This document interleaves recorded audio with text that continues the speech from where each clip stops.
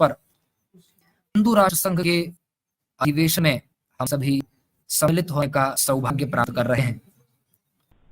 सनातन वैदिक सिद्धांत को लेकर के पूर्व शंकराचार्य महाभाग का नाम विश्वविख्यात है। सनातन सिद्धांतों के प्रति उनकी निष्ठा और उनके ओजस्वितापूर्ण वक्तव्य के लिए वो विश्व प्रसिद्ध हैं। मैं आप सबों का पुनः अभिनंदन करते हुए आज के विषय का एक बार यहाँ से प्रतिपादन कर देता हूँ। भगवत पद ने आज की गोष्ठी में अपने भावों को अभिव्यक्त करने के लिए जो विषय निर्धारित किया है वह है हिंदुत्व की परख तथा हिंदुओं के अस्तित्व और आदर्श की रक्षा के प्रकल्प। मैं एक बार पुनः विषय यहाँ से घोषित कर रहा हूँ। हिंदुत्व की परख तथा हिंदुओं के अस्तित्व और आदर्श की रक्षा के प्रकल्प, इस विषय पर आज महाभाव अपने भावों को अभिव्यक्त करेंगे। और सनातन वैदिक धर्म की रक्षा के लिए आचार्य चरण ने अपना पूरा जीवन समर्पित किया। गो रक्षा के निमित्त इसी कक्ष में जहां वर्तमान समय में हम जगत गुरु जी के चरणों में उपस्थित हैं, गोवर्धन मठ के इसी कक्ष में 72 दिनों तक पूर्व शंकराचार्य जिनके आराधना महोत्सव को हम लोग यहाँ पर उत्सव के रूप में मना रहे हैं, उन पूर्वाचार्य ने 72 दिनों तक अनशन किया था गोरक्षा के निमित्त। उन आचार्य चरण को स्मरण करते हुए सनातन धर्म की रक्षा के लिए ही जो जगत गुरु जी प्रकल्प चला रहे हैं, हिंदू राष्ट्र संघ के रूप में इस कार्यक्रम का आयोजन करके सच्ची श्रद्धांजलि हम सब उनके चरणों में समर्पित करने जा रहे हैं। तो मैं निवेदन करूंगा, हमारे दर्शक सभी सुपरिचित हैं श्री पुष्पेंद्र कुलश्रेष्ठ जी से। वे मीडिया तंत्र में ही आरंभ से कार्यरत रहे और विगत कुछ वर्षों में सोशल मीडिया के माध्यम से उनके मस्तिष्क में, उनके अनुभव में जो भी सनातन वैदिक हिंदू धर्म को लेकर के आज संकट उपस्थित हैं और उसके लिए सनातन वैदिक हिंदू समाज के मानस में जिन विषयों को होना आवश्यक है, उन विषयों को जनता तक पहुंच करके और सोशल मीडिया के माध्यम से पहुंचाने का प्रयास आप लगातार कर रहे हैं। भगवान शंकराचार्य महाभाग चरणों में उपस्थित होकर ही आपने 2 बार आशीर्वाद और मार्गदर्शन प्राप्त किया है। मैं निवेदन करूंगा श्री पुष्पेंद्र कुलश्रेष्ठ जी से कि वे हिंदुत्व की परख एवं हिंदुओं के अस्तित्व और आदर्श की रक्षा के प्रकल्प, इस विषय पर अपने भाव को अभिव्यक्त करेंगे। श्री कुलश्रेष्ठ जी। प्रणाम। जय जगन्नाथ। जगत गुरु स्वामी शिलानंद सरस्वती जी गोवर्धन मठ के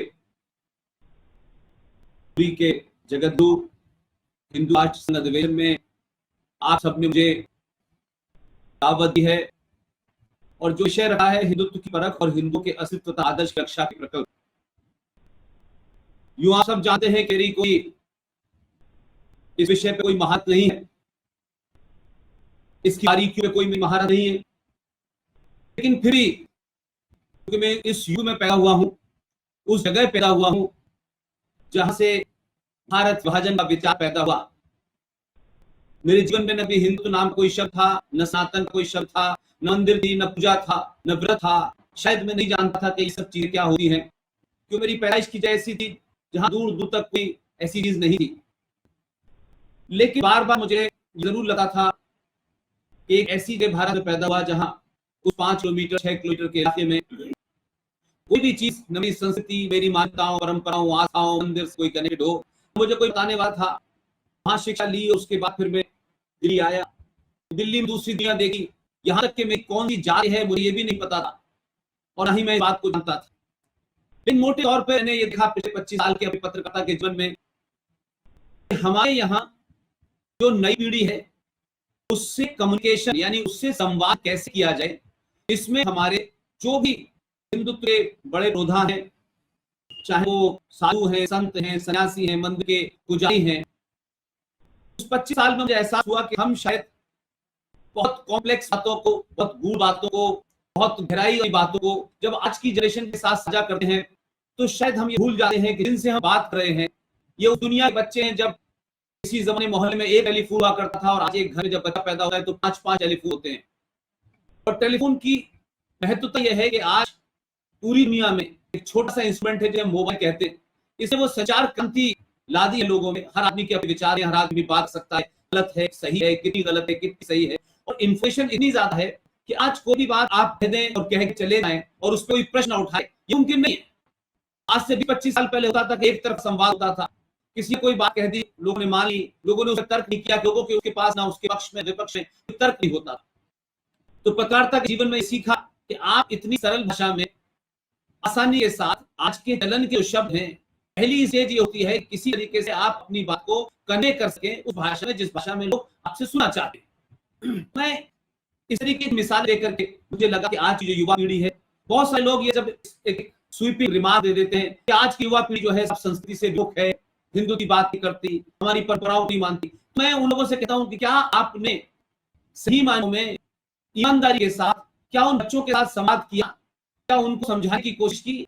तो हम बड़ों की बड़ी दिक्कत है, हम सब लोग अपने अपने काम में व्यस्त हैं और ये चाहते हैं कि बच्चे जो हैं मंदिर भी जाएं, पूजा भी करें, व्रत भी रखें, अपनी परंपराओं का ध्यान रखें, लेकिन ये घरों में बातचीत नहीं होती है।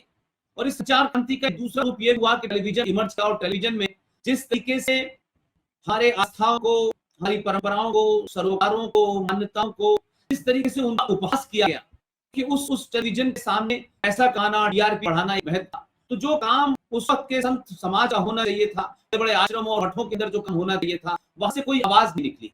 और हमने ये देखा कि हमारे जो सनातन समाज के जो हमारे तमाम बड़े रोदा हैं, ज्यादातर लोगों मैंने देखा कि सब लोग राजनीतिक ड्रिवन हुए हैं। वो ये समझते हैं राजनीति तक पहुंचना, राजनीतियों के पास पहुंचना, राजनीति के साथ मिलकर चलना ही सब कुछ है। जबकि मैं मानता हूं कि भारत में अभी तक ये ही हमारे आज युवा पीढ़ी को बताया गया कि देश और राष्ट्र दो अलग अलग चीजें। हम देश और राष्ट्र को मिक्स कर देते हैं, और जब देश और राष्ट्र को मिक्स कर देते हैं, ये मानते हैं कि देश है तो देश की सुप्रीम जो बॉडी होती है उसे सरकार कह रहे हैं, और सरकार के अंग होते हैं, उसमें न्यायपालिका है, उसमें पुलिस है, उसमें फौज है, उसमें तमाम सारी चीजें हैं। और सरकारें और देश संविधान से चलता है। वो संविधान में कमियां हैं, नई कमियां हैं, एक अलग से हो सकता है। कोई पढ़ाई का मामला है तो वो सरकार कोई एक डिपार्टमेंट है उसके माध्यम से चलता है, न्यायपालिका अपने माध्यम से चलती है, पुलिस में गलत है, सही है, अच्छे कानून है, बुरे कानून, लेकिन वो सीधे चलेगा।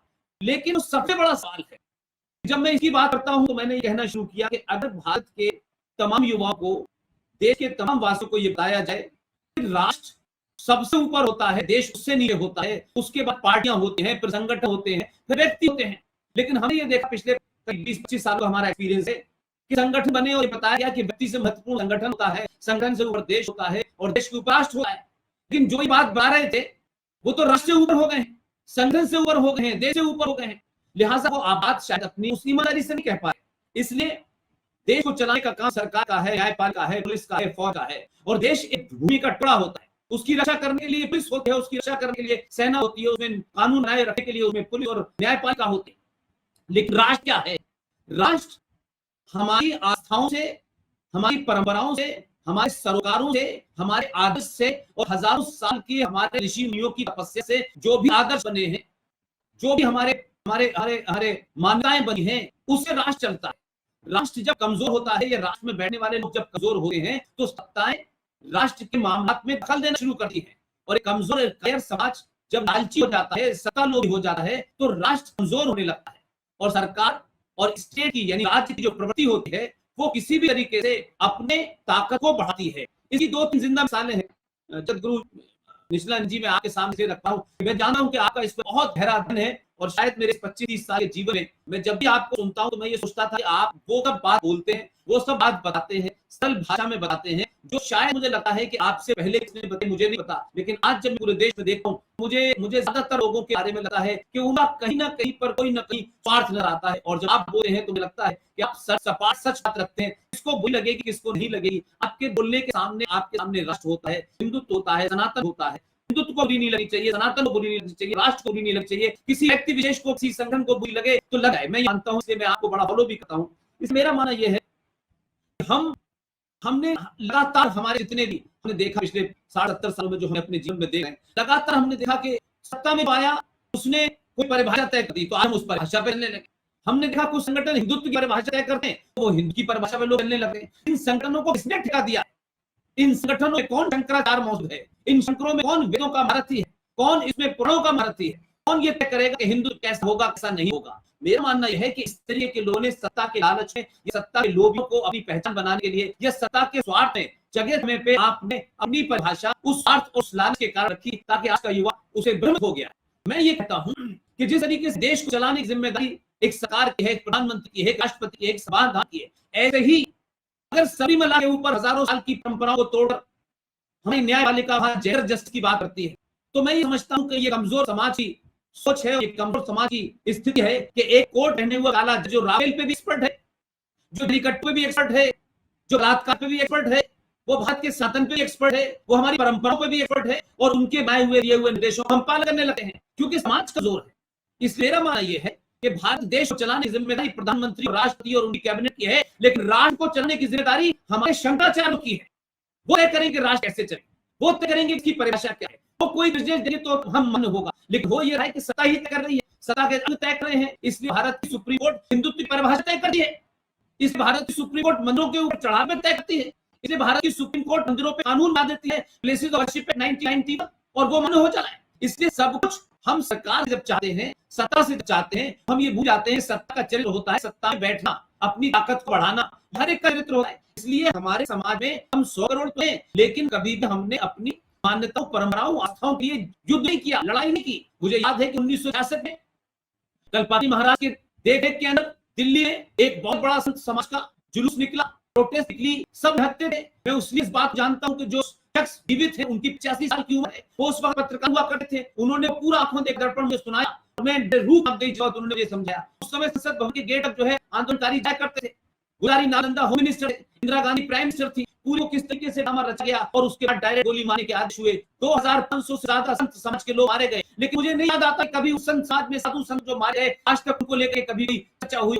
बड़े बड़े संगठन हिंदुवादी है कि उन्होंने कभी उस मुद्दे को नहीं उठाया, बल्कि मुझे उससे की खबरों से ये पता चलता है कि बहुत सारे हिंदू समाज के लोग उस वक्त साथ नहीं थे, उनके सिर्फ साधु संत थे, जो हिंदू के नाम पे बहुत से दल है वो भी उनके साथ नहीं थे। तो हमारी आज जो स्थिति है, जहां हम आज खड़े हैं, हजारों साल जो हमारी आस्था थी, सनातन के, जिस सनातन में शुद्ध साइंस है, इसमें सब कुछ विज्ञान है, लेकिन आज हमें लगता है बच्चों बात कर रहे हैं तो उनके सामने ऐसे लगता है कोई खोखला बोंगा पंडित की बात कर रहे हैं, ड्रामे की बात कर रहे हैं, कुछ अंधविश्वास की बात कर रहे हैं। तो पूरा साइंस जिसको दुनिया ने सलाम किया, जिसे दुनिया को जानने लोग उस आगे बढ़े, उस विचारधारा का, उस सोच का या उस आस्था का आज ये हाल है कि हमारे अपने बच्चों का मजाक उड़ाते हैं, और इसलिए उड़ाते हैं कि हमारे घर में उस पर चर्चा नहीं होती, क्योंकि हमने आधुनिकता के तौर पे सब कुछ छोड़ लिया, कपड़े पहन लिए, अंग्रेजी बोल ली, अपने गुरुकुल को गाली देना सीख लिया, अपनी परंपराओं से दूर होना सीख लिया, अपनी परंपराओं के कपड़े पहनने में हमें ही भावना होने लगी, अपने विचारों को प्रकट करने में ही भावना होने लगी, हम तिलक लाने में ही भावना होने लगी, हम धोती पहनने में ही भावना होने लगी, हम मंदिर जाने में ही भावना होने लगी। जब इस तरीके किसी समाज के अंदर एक कुंठा, एक ही भावना, एक एहसास कमतरी, एक इनरिटी कॉम्प्लेक्स जब आ जाता है, वो समाज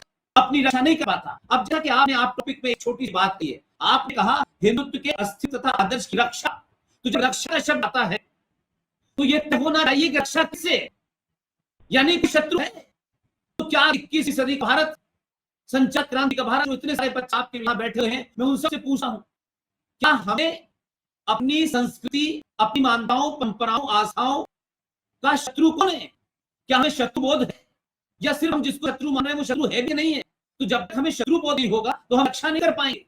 है कौन वो शत्रु? शत्रु हमारे अंदर भी है, हमारे बाहर भी है, सीमाओं के बाहर भी है, सीमाओं के अंदर भी है। तो हम इस बात को समझें कि हमें किस चीज की रक्षा करनी है। तो क्या रक्षा करने से पहले कोई ऐसी चीज है, कोई छुई रखी है, उसे उठा के जाएगा? मैं मानता हूं नहीं। अगर हम आज का युवा इस पूरी साइंस को, जैसे हमारे अक्सर बात होती है कि साहब ये जब 1948 में नासा आया तब हमें पता चला, अब बताइए नासा 1948 में आया है और हजारों साल से कुंभ बनाया जाता है। तो कुंभ बनाने की वजह क्या है, क्यों बनाया जाता है? हमें लोगों को चाहिए कि आज की युवा पीढ़ी को उस भाषा में, उन तर्कों में, उस साइंस के हिसाब से बताना चाहिए। जुपिटर का जो एक पूरा चक्र होता है वो 12 साल घूमकर अपनी जगह पे आता है, और उस वक्त आने के बाद से जो किरणें निकलती हैं उस धरती जहां जहां पानी होता है वो एक तरीके से उस ट्रीटमेंट हो जाता है उसका। तो ये जो हमारा कुंभ है, ये कोई ऐसा नहीं है कि साधु संतों को नहाने के लिए मौका दिया जाता है, लोग वहां जाते हैं। इसकी क्या महत्वता है? सूरज की तरफ हाथ जोड़ने की क्या महत्वता है? पीकर के ऊपर पानी चढ़ाने की क्या महत्वता है? गंगा मां कहने की क्या महत्वता है? तो हमने इन चीजों को सही तरीके से, सही पर्सपेक्टिव में नहीं बताया, इसलिए शायद आज हम उस मोड़ पे खड़े हुए हैं कि दुनिया आज भी भारत की तरफ देखती है। सारे विदेशी अखबार लिखते हैं और बहुत डंके की चोट पे लिखते हैं, क्योंकि उनके यहाँ हमारी पाखंड नहीं होता। हमारे यहाँ लोग पाखंड करते बहुत ज्यादा है, हर राजनीतिक लोग पाखंड करते हैं, सामाजिक लीडर पाखंड करते हैं, अध्यापक पाखंड करते हैं। तो हमारे कोई जगह ऐसी छोड़ी हम पाखंड न रहे। हमने कोई एक जगह ऐसी पवित्र नहीं छोड़ी कि भाई सब जगह हम कर रहे हैं, लेकिन एक जगह ऐसी छोड़े जहां से शुद्धता नहीं रहे, जहां से पवित्रता नहीं रहे, वो हमने नहीं छोड़ा। इसलिए हमने सारी चीजों दाव पे लगा दिया। लिहाजा हुआ ये कि जब भी बात आई तो हमें ये नहीं बताया कि भाई सरकार से हमें देश चलाने की बात करनी चाहिए, मंदिर की रक्षा करने का काम सरकार का नहीं है, मंदिर बनाने का काम सरकार का नहीं है। जब कमजोर समाज होता है, स्वार्थी समाज होता है, तो आपके जितने भी लोग हैं उनकी मैं समझता हूं रक्षा नहीं हो सकती। इसलिए एक छोटी सी घटना बताता हूं मैं, हम सबको समझनी चाहिए कि आपके समाज की शक्ति कितनी जबरदस्त होती है और जब सामूहिक शक्ति आप प्रदर्शित करते हैं, क्योंकि 2021 का भारत है, आज पैंट शर्ट में भी साधु है, अच्छी बात कहने वालों का वस्त्र क्या पहने ये मित नहीं है, अगर वो काम की बात कर रहे हैं, अच्छी बात कह रहे हैं, तो हमसे ग्रहण करना चाहिए। मेरा सिर्फ इतना कहना है कि आज आप देखें कि हमारे देश के अंदर लगातार हमले हो रहे हैं और हमारे अपने ही लोग कर रहे हैं। इसलिए जब हमारे काम बंद रहेंगे और हम स्वार्थी हो जाएंगे और हम ये सोचेंगे ये काम कोई दूसरा करेगा, तो दूसरा कोई नहीं करेगा, ये काम आप ही को करना है। अगर आपको इस धरती से प्रेम है, इस सभ्यता से प्रेम है, इन मान्यताओं से प्रेम है, अपने शंकराचार्यों के प्रति आपकी आस्था है। अब शंकराचार्यों को लेकर के बहुत सारी बेटे हुई रहती है, मैं फिर भी कहता हूं कि जितने भी शंकराचार्य हैं, मैं उनमें से किसी कोई टीका टिप्पणी इसलिए नहीं करता हूं कि मैं जानकार नहीं, लेकिन जब अखबारों में उनके बारे में उल्टा सीधा छपा है तब मुझे तकलीफ होती है, मुझे पीड़ा होती है। शंकराचार्यों की बातें अखबारों में नहीं आनी चाहिए, शंकराचार्यों को अखबारों में नहीं जाना चाहिए। शंकराचार्य किस पार्टी के साथ है, किस पार्टी के साथ नहीं है, ये भी मैं समझता हूं कि इस तरह की चीज नहीं आनी चाहिए। आपका सबके प्रति आशीर्वाद होना चाहिए, उनके प्रति ज्यादा आशीर्वाद होना चाहिए जो भारत राष्ट्र बचाने के लिए सरकारों में बैठे हैं। जो सरकारों में जाते हैं वो बाकी काम करते हैं, लेकिन हमने बहुत कम देखा कि सरकार में जाके राष्ट्र बचाने की कम लोग बात करते हैं। अगर वो थोड़ा सा कर रहे हैं तो इन हालातों में हमें उनको आशीर्वाद देना चाहिए। लिहाजा आज सबसे बड़ी चुनौती है कि अगर भारत का कोई एक शंकराचार्य, कोई एक राजनीतिक दल अपने स्वार्थों के लिए उसे रात के अंधेरे में गिरफ्तार करके जेल भेज दे, तो हमारे देश में प्रतिक्रिया नहीं होती है। पर घर में साधुओं की हत्या हो जाती है तो हम प्रतिक्रिया नहीं देखते हैं। टेलीविजन डिबेट में बहुत सारे साधु संत बैठे हैं, लेकिन उसकी परिणति क्या होती है, उसका अंत क्या होता है? उससे लगता है कि 80 करोड़ 100 करोड़ देश में इतने सारे साधु हैं, इतने सारे संत हैं, लेकिन अगर उनकी हत्या किसी मजहबी उन्माद में कर दी जाए, किसी एजेंडे के तहत कर दी जाए, तो जो 80 करोड़ 90 करोड़ समाज है उसके साधु संतों का, उसके शंकराचार्यों का वो प्रतिक्रिया क्यों नहीं आती? कि जब लोग ये रहे अगर प्रतिक्रिया आ गई है शंकराचार्यों की, चारों शंकराचार्यों की प्रतिक्रिया गई है, तो आप इस सरकार को डरने लगे, आपकी व्यवस्था डरने लगे, क्योंकि वो इस बात को समझे कि इनके बोलने का मतलब क्या है। जब ये कहेंगे तो समाज कैसे खड़ा होगा। लेकिन धीरे धीरे इतनी राजनीतिक हमें महत्वाकांक्षाएं डाली, धीरे धीरे महत्व होता चला गया। इसलिए दिल्ली के अंदर एक मस्जिद है, उस मस्जिद का मौलवी शुद्ध रूप से विदेशी है, उसका नाम है अब्दुल्ला बुखारी। अब्दुल्ला बुखारी का बेटा है अहमद बुखारी। उस जामा मस्जिद में, ये मैं रेफरेंस के लिए कह रहा हूं शंकराचार्य जी, मैं इसलिए कह रहा हूं ताकि बच्चों को पता चले, उसके ऊपर 65 FIR है, बस 10 FIR में उसके ऊपर नॉन अवेलेबल वारंट है। जब दिल्ली सरकार में थी, दिल्ली हाई कोर्ट ने आदेश दिया इस गुंडे को गिरफ्तार करिए। दिल्ली पुलिस ने सरकार के दबाव में ये एफिडेविट दे दिया, अगर हमको गिरफ्तार करेंगे दंगा हो जाएगा।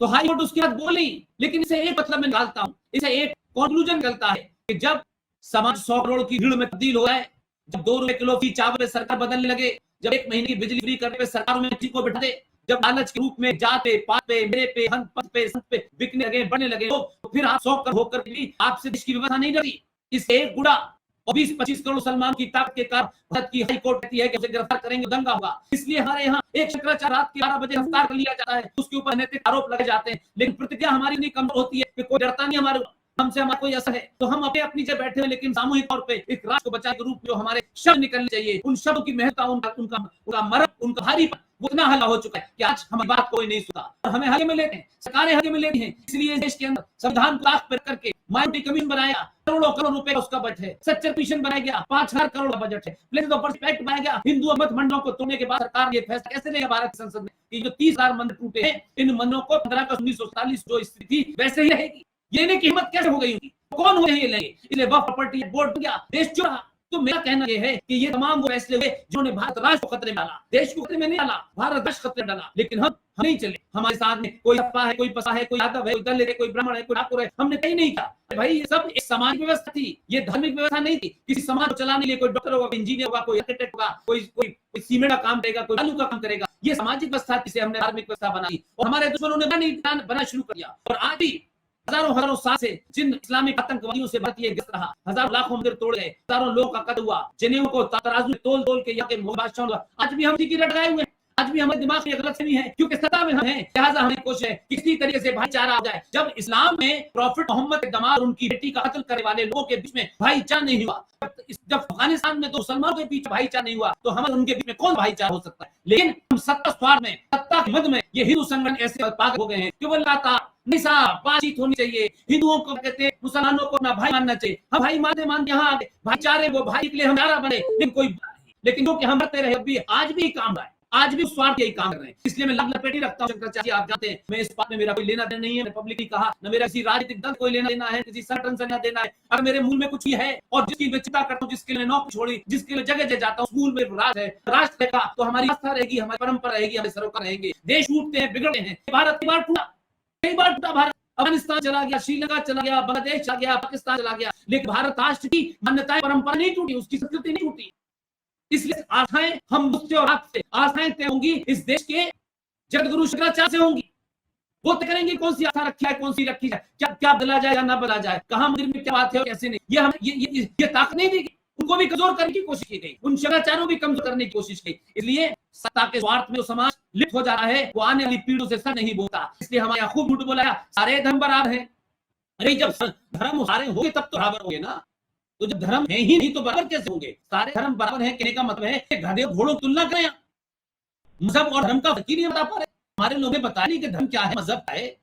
भाई धर्म तो हम अपने कर्तव्य को कहते हैं। एक शंकराचार्य का कर्तव्य है, एक डॉक्टर का कर्तव्य है, एक इंजीनियर का कर्तव्य है, एक स्कूल में पढ़ने वाले छात्र का कर्तव्य है, एक माँ का कर्तव्य है, एक बहन का कर्तव्य है, एक पति का कर्तव्य है, एक पत्नी का कर्तव्य है। उस झूठ को हम धर्म कहते हैं, लेकिन धर्म हमें बताया गया तरीके के रिलीजन अंग्रेजी का शब्द है, उसका ट्रांसलेशन जो है वो धर्म होता है। नहीं, ये गलत है। और इसी तरीके से 76 में भारतीय नेताओं ने रथ के अंधेरे में भारत के संविधान में धर्मनिरपेक्ष शब्द जोड़ दिया गया और धर्मनिरपेक्ष को गलत तरीके से व्याख्यात किया गया। आने वाली पूरी पीढ़ी कंफ्यूज हो गई। धर्मनिरपेक्ष नहीं हो सकता। राजा जिस दिन धर्मनिरपेक्ष हो जाएगा, हाहाकार मच जाएगा, नारकी हो जाएगी, अराजकता फैल जाएगी, यानी राजा अपने दायित्वों से भटक जाए। इस रिलीजन का शब्द का हिंदी में मतलब होता है पंथ निरपेक्ष, लेकिन हमें गलत होता है। जब ये हुआ तो उस कारण ये होने लगा, पता ही चला कि सारे लोगों ने हमें इस तरह करना शुरू कर दिया। मैं बार बार कहता रहा हूं, मजहब की क्या होती है, मजहब का कोई प्रॉफिट होता है? मजहब कभी पैदा होने की डेट है, चाहे ईसाइयत हो कि 2000 साल पहले पैदा हुई हो, फिर 1400 साल पहले इस्लाम पैदा हुआ हो, उनका भी जीसस क्राइस्ट के पैदा होने की डेट है, उसे मरने की भी डेट है, 1400 साल पहले प्रॉफिट मोहम्मद की पैदा होने की डेट है, उनके बनने की भी डेट है। लेकिन सनातन की न कोई किताब है, न सनातन पैदा हुआ है, न सनातन मरेगा। इसलिए जो पैदा होता है वो प्रकृति का नियम है कि उसकी मृत्यु होती है। वो चाहे धर्म हो, वो चाहे मजहब हो, वो चाहे पेड़ हो, पौधा हो। इसलिए सनातन अनंत काल से था, अनंत काल तक रहेगा जब तक ये सृष्टि रहेगी। और सनातन की तुलना धर्म और मजहब की तुलना करना आज के दौर पे मैं सिर्फ इतना ही आसान भाषा में कह सकता हूं कि मजहब नाली है, नाली, और धर्म समुद्र है।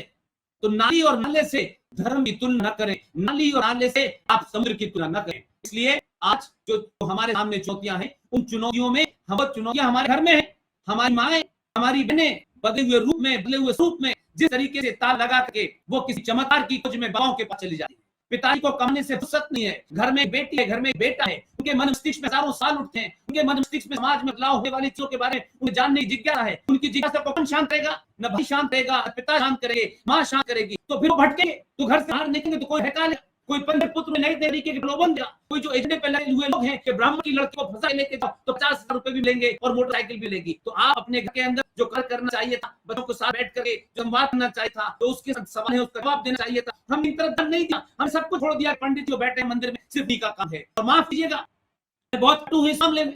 हम दूसरों पे जिनसे आज आपको अच्छा की चिंता है, आप सोचें हमारे मंदिरों में टेप रिकॉर्डर आरती देने लगी है। अब ये बता गया है, पंडित जी गए मंदिर में, एक रिकॉर्डर बजाया, आरती बजी, पंडित जी आए 2 घंटे बाद और 10 रुपए घट करके ले। ये इसलिए हो रहा है, ये क्यों हो रहा है? हम अपने मंदिरों की रक्षा नहीं कर पाए, समाज मंदिर की रक्षा नहीं कर पाए, क्योंकि हम तमाम सारे लोग एकदम सत्ता से कुछ भी मिल जाए, कोई भी जाए सत्ता में, हमें पड़ोस में कोई आ जाए, हमारे किराएदार 50,000 रुपए दे दे, भले वो क्रिमिनल हो, वो मर्डर्स हो, आतंकवादी हो, जिहाद हो, हम इतने लालची और स्वार्थी हो गए हैं। इसलिए हमारे घर के अंदर खतरा है, हमारे अंदर खतरा है, हमारे समाज में खतरा है। सिर्फ इतना ही कहूं कहकर के अपनी वाणी को विराम दूंगा। आपके सामने बोलना मेरे लिए सौभाग्य की बात है और जानता हूं कि जो आपकी इसके ऊपर वो जो महारत है, मैं उसके सामने कुछ भी, मैं तो एक लाइन भी आप रिपीट नहीं कर सकता। आप जानते हैं कि मेरी जबान बेसिकली उर्दू है, मैं बड़ी कोशिश करके हिंदी सीख के बोल आया हूं। मैं तो सड़कों पे चल के हाथ में कहा करता था नमस्ते, फुटपाथ पे प्रैक्टिस करता था कि नमस्ते कैसे की जाए, क्योंकि मेरे दिमाग में तो देर सलाम वालेकुम रहता। लिहाजा मैं जो भी कुछ बोल पाया हूं वो यही है कि आज भारत के हिंदू सनातनी समाज को अपनी आस्थाओं और परंपराओं में लौटना होगा।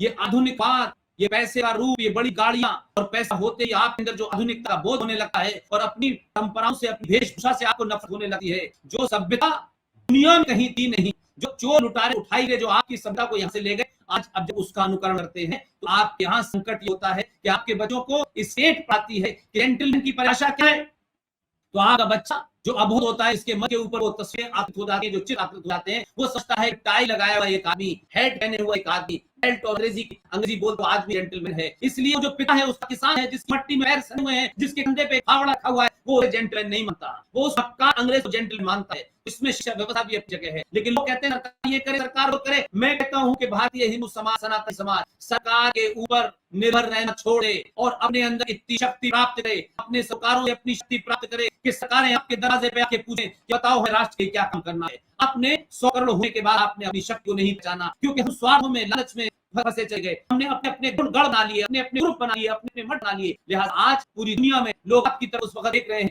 कि आज तालिबान में क्या हो रहा है, आज अफगानिस्तान में क्या हो रहा है, पूरी दुनिया है। सब जानते हैं कि इस्लाम के अंदर जो उनका सूरा नंबर आयत नंबर 5 लिखी हुई है, वो साफ साफ कहते हैं कि जो मुशरिक है, जो मूर्ति पूजक है, उसका कत्ल वाजिब है, उसकी हत्या वाजिब है। जब उनका कुरान कहता है हमारे उन बीच में भाईचारे का लेना क्या है, ये भाईचारा राजनीतिक तो हो सकता है, थोड़ी देर के लिए नुकसान तो हो सकता है, लेकिन ये ईसाई नहीं हो सकता। अगर ईसाई होता तो हजारों साल से यहाँ लोग रह रहे थे, तो कौन लोग थे जो बाहर से आए? आज बाबर से लेके अकबर, अकबर से लेके औरंगजेब की महिमा मंडित करने वाले लोग इस देश में मौजूद हैं। दिल्ली के अंदर 57 सड़कें उन अकरम तबके हैं जिन्होंने हिंदुओं को लूटा, जिन्होंने गुरु गोविंद सिंह के पुत्र को दीवार में बसिन दिया। आज के नाम दीवार सड़कें हैं, लेकिन इस पर चर्चा नहीं होती। एक गुलाम देश, एक कमजोर देश हमेशा इस तरह जिया है। इसलिए इतिहास में ध्यान रखें, आप कितने आदर्शवादी हैं नहीं है, ये इतिहास नहीं तय करता। इतिहास ये तय करता है कि जो जीता है उसी का इतिहास लिखा जाता है, चाहे वो बर्बर हो, चाहे वो गंदा हो, चाहे बुरा हो। और आप आदर्शवादी हैं तो आपके आदर्शों में आपका नाम नहीं लिखा जाएगा। इस देश में 1947 में एक ही बात कह के अपनी बात साफ करता हूँ, हमारे देश में, हमारी परंपराओं में जो सबसे बड़ा सच है, अगर कोई ये कहे सच नाम का एक शब्द बताओ, एक शब्द में सच को स्थापित करो, परिभाषित करो, और एक शब्द में विश्वास को स्थापित करो, तो मैं समझता हूं कि हमारी परंपरा इसलिए है कि हमारे यहाँ इंस्टीट्यूशन ऑफ मैरिज है। हमारे यूरोप में इंस्टीट्यूशन ऑफ मैरिज नहीं था, इसलिए वहां पे शादी का कंसेप्ट नहीं था। हमारे यहाँ शादी के कंसेप्ट में माँ होती है, माँ से बड़ा दुनिया कोई सच नहीं हो सकता, उसे कोई डिनाई नहीं कर सकता। मैं अपनी माँ के घर 9 महीना हूँ, मैं चाहे कितना भी आधुनिक हो, मैं ये नहीं कह सकता नहीं वो ऐसा था और वैसा था। इसलिए माँ दुनिया का सबसे बड़ा सच है। और पिता, माँ जब अपने बच्चे की तरफ इशारा करके कह देती है ये तेरा पिता है, हम जीवन भर माँ से ही नहीं पूछते तुमने मुझे सर्टिफिकेट क्यों नहीं दिया, हम शक नहीं करते। ये हमारे विश्वास की पराकाष्ठा है। लेकिन गुरुदेव मैं एक ही बात कहना चाहता हूँ, 1947 में जिसे भारत माँ भारत माँ भारत माँ भारत माँ कहते हैं, इस भारत माँ पर 12 लाख से 21 लाख लोगों की हत्याओं के बाद जब ये देश मिला, उस देश के ऊपर कुछ चाटुकार दलाल मकारों ने उस माँ के सीने पे बैठ करके ये कहा कि देखो देखो देखो ये तो तुम्हारी माँ है, लेकिन बाप तुम्हारा ये है और बाप तुम्हारा ये है। तो हमारी माँ जो बताना चाहती थी बाप उसे नहीं बताने दिया। कुछ गुंडे बदमाश उस बात माता के सीने बैठ गए और उन्होंने हमें गलत बात बता दिया, देखो ये तुम्हारा राष्ट्रपिता है, इसी को मानो। तो जब कायर राष्ट्रपिता होगा, जब झूठा राष्ट्रपिता होगा, मक्का राष्ट्रपिता होगा, विभाजन करने वाला राष्ट्रपिता होगा, तो फिर हम जीवन में सही रास्ते पे नहीं पहुंचेंगे। 70 साल के बाद आज भारत के लोगों को पता चल गया कि उनका असली पिता इस देश में सरदार पटेल था, असली पिता इस देश में सुभाष चंद्र बोस था। अगर सुभाष चंद्र बोस और सरदार पटेल हमारे पिता होते तो आज की संतानें ये ऐसी कमजोर और डरपोक न निकलती। इसलिए हम ये झूठ पढ़ते रहे कि हमें आजादी मिली, आजादी मिली, जैसे भीख मिली होगी, आजादी हमें चरखे से मिली, आजादी हमें असहयोग आंदोलन से मिली, हमें हिंसा से मिली। इतनी बड़ी झूठ और फरेब हम 70 सालों में देखा। राष्ट्रों में झूठ जब होते हैं तो पूरी पीढ़ी बर्बाद हो जाती है। इसलिए एक गरीब घर का बच्चा, एक गरीब घर का बच्चा बिगड़ता है तो सिर्फ एक परिवार बिगड़ता है, एक अमीर घर का बच्चा बिगड़ता है तो राष्ट्र बिगड़ जाता है। आपने मेरी बात सुनी, मैं अपनी बात कही, क्योंकि ये मेरे लिए बहुत भावुक टॉपिक होते हैं। मैं दिन भर बोलता हूँ, अभी मुझे फिर बोला है, अमेरिका में सुशील पंडित बैठे हुए हैं, उनसे मुझे बात करी है। आपने मुझे इतनी देर सुना, ये मेरे लिए सौभाग्य की बात है। और आपका आश्रम में इतने सारे युवा बच्चे आए हैं, मैं समझता हूँ कि मेरी बात को अलग अलग तरीकों से, अलग अलग लॉजिक के साथ में कहता रहता हूँ। जितनी बातें मैंने कही है, सिवाय सनातन के अलावा जितनी बात मेरे पास है, सब वो किताबें हैं जो उन्होंने की हैं, जो सनातन को गाली देते हैं, उनकी किताबों का ही रेफरेंस देता हूं मैं, उन्हीं लोगों का रेफरेंस देता हूं मैं। इसलिए मैं अपनी तरफ से कोई बात नहीं कहता। मेरी बात में जितनी बात मैं कह सकता था मैंने कहा। इसलिए भारत के सनातन हिंदू को सबसे पहले शत्रु का बोध होना चाहिए कि शत्रु कौन है, कहां है। जब शत्रु का बोध होगा तो फिर उस शत्रु की शक्ति को आप आंकेंगे, फिर उस शक्ति से आंकने के लिए उतना ही बड़ा हथियार आप इस्तेमाल करेंगे कि ये किससे मरेगा। इसलिए रावण को मारने के लिए, विभीषण को मारने के लिए जब उन्हें पता चला कि दुश्मन की शक्ति कहां है और किस लिए, तब उन्होंने हथियार ईजाद किया और तब जीते। इसलिए आज हमारे सनातन का, इस राष्ट्र का शत्रु कौन है, कहां बैठा है, किस तरह बैठा है, उसको पहचानना जरूरी है। बहुत बहुत धन्यवाद। प्रणाम गुरुदेव।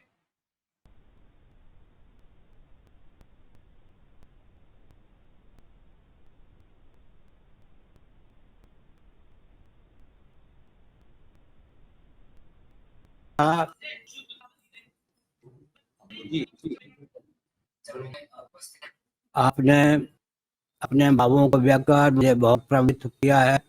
इस प्रकार के भाव आप समय समय पर गोष्ठी में और व्यक्त करें, भाव व्यक्त करते ही रहते हैं। मैं बहुत पंडित हूँ।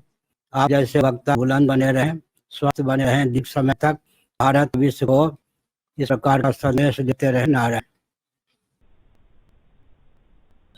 नारायण।